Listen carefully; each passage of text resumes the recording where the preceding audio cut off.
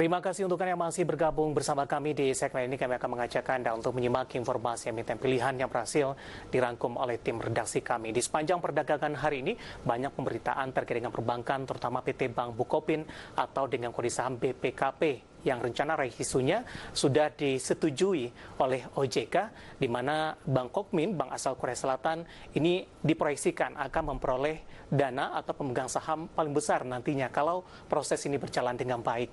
Nah, kita akan coba lihat updatean terakhir ini, bagaimana informasi ini berkembang, terutama untuk alokasinya, dana rekisu untuk apa saja. Dan berikut informasi selengkapnya, di mana PT Bank Bukopin Tbk atau BPKP telah mendapatkan pernyataan efektif untuk penawaran umum terbatas PUT5 dari Otoritas Jasa Keuangan atau OJK pada Selasa 30 Juni 2020. Dari aksi korporasi, perseroan berpotensi menyerap dana 839 miliar rupiah.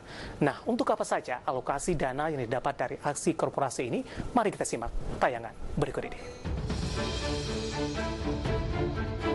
Berdasarkan informasi yang diterbitkan Bukopin dari aksi right issue perseroan berpotensi menyerap dana 839 miliar rupiah apabila pemegang saham mengeksekusi seluruh haknya.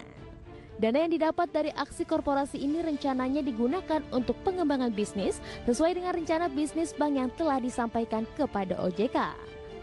Di mana fokus pengembangan bisnis Bukopin hingga 2022 pada segmen bisnis retail yang terdiri dari segmen usaha menengah, kecil dan mikro atau UMKM, serta individual atau segmen consumer. Bank Bukopin berencana melanjutkan ekspansi dengan komposisi 67% pada segmen retail dan 33% pada segmen komersial sebagai penyeimbang, serta secara simultan melakukan peningkatan kualitas aset secara keseluruhan. Adapun proporsi penggunaan dana hasil putfis telah dikurangi dengan biaya emisi untuk pengembangan bisnis segmen consumer sebesar 40% dan pengembangan bisnis segmen UMKM sebesar 60%. Perseroan akan menyalurkan dana putfi untuk menyalurkan kredit UMKM dan scheme based financing, fleksi produk serta menyalurkan kredit consumer yang menjadi fokus utama. Selain untuk menyalurkan kredit, dana putfi akan digunakan untuk pengembangan IT yang mendukung pengembangan bisnis consumer dan UMKM serta pengembangan jaringan distribusi outlet untuk menjangkau new market yang potensial yang selama ini belum tersentuh oleh bank. Berbagai sumber, IDX Channel.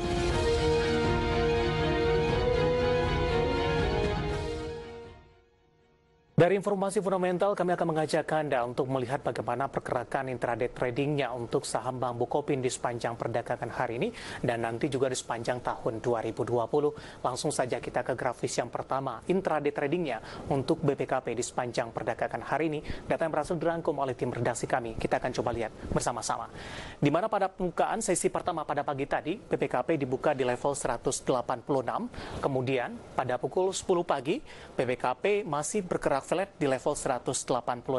Namun pada penutupan perdagangan di sesi pertama hari ini, saham BPKP mengalami penguatan di level 188. Kemudian pada pembukaan sesi kedua perdagangan masih flat di level 188.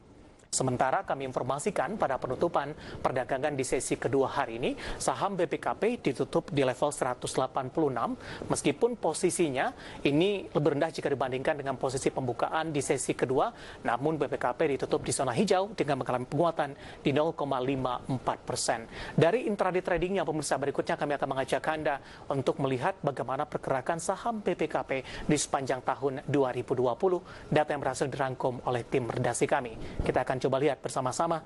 Di 2 Januari, saham BPKP masih bergerak di level 200-an, tepatnya di level 242. Sementara di 3 Februari mengalami koreksi, berada di level 220, tekanan berlanjut sampai dengan Maret, level 200-an ditinggalkan oleh BPKP dan berada di level 162. Bahkan di 1 April, BPKP ini mengalami tekanan yang cukup dalam, di mana level 100 ditinggalkan dan berada di level 98. Perlahan tapi pasti, pada 4 Mei, BPKP mengalami penguatan di level 132, kemudian di 2 Juni ini mencapai level 149, sementara di 1 Juli ini posisi pembukaan sesi pertama hari ini berada di level 188. Sementara pada penutupan perdagangan sesi kedua, BPKP ditutup di level 186, mengalami penguatan di 0,54%. Dan posisinya ini belum mampu menembus kembali ke level 200-an yang pernah level tertinggi diduduki oleh BPKP di sepanjang tahun 2020. Dari teknikal kemudian juga fundamental, informasinya sudah sama-sama kita saksikan. Kita akan coba lihat juga bagaimana dari sisi valuasi untuk BPKP dari PER dan PBV-nya. Kita akan coba bandingkan dengan PER dan PBV industrinya. Data yang berhasil dirangkum oleh tim redaksi kami.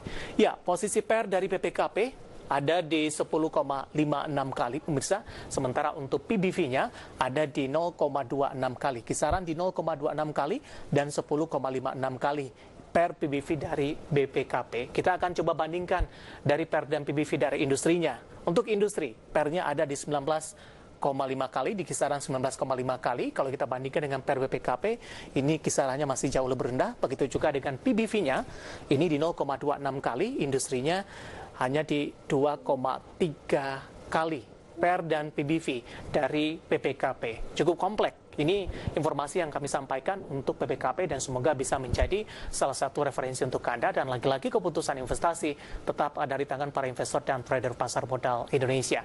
Kita akan jeda kembali terlebih dahulu. Di segmen selanjutnya, kita akan coba review bagaimana aktivitas perdagangan di sepanjang hari ini. Dan perlu juga kami ingatkan, kami juga masih membuka line telepon dan WhatsApp interaktif di segmen selanjutnya seperti yang tertera di layar televisi Anda. Kami akan segera kembali usai jeda berikut ini.